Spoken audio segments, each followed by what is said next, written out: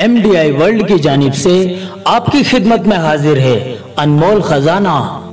बिस्मिल्लाहिर्रहमानिर्रहीम। अस्सलामु अलैकुम नाजरीन, उम्मीद करते हैं आप सभी लोग खैर और आफियत से होंगे।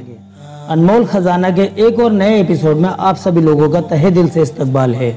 नाजरीन, आज के एपिसोड में हम आपके सामने दो अनमोल बातें पेश करेंगे।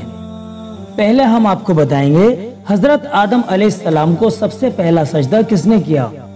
उसके बाद हम आपको बताएंगे अल्लाह ताला का सबसे पहला पैगाम क्या है। तो चलिए शुरू करते हैं। हजरत आदम अलैहिस्सलाम को सबसे पहला सजदा किसने किया। नाज़रीन, बाद रिवायत में है कि जब अल्लाह ताला ने फरिश्तों को हुक्म दिया कि वो हजरत आदम अलैहिस्सलाम को सजदा करें, तो उन तमाम फरिश्तों में सबसे पहले हजरत आदम अलैहिस्सलाम को हजरत इसराफील अलैहिस्सलाम ने सजदा किया। तो अल्लाह ताला ने इसके बदले में उनको ये मर्तबा अता फरमाया कि पूरा कुरान करीम उनकी पेशानी पर लिख दिया। आइए अब जान लेते हैं अल्लाह ताला का सबसे पहला पैगाम क्या है। नाजरीन, आपको बताना चाहेंगे कि इस उम्मत को अल्लाह ताला ने सबसे पहला पैगाम इल्म हासिल करने यानी एजुकेशन हासिल करने का दिया है। अल्लाह ताला की तरफ से उतरने वाली सबसे पहली वही का लफ्ज इकरा है, जिसका मतलब है पढ़िए।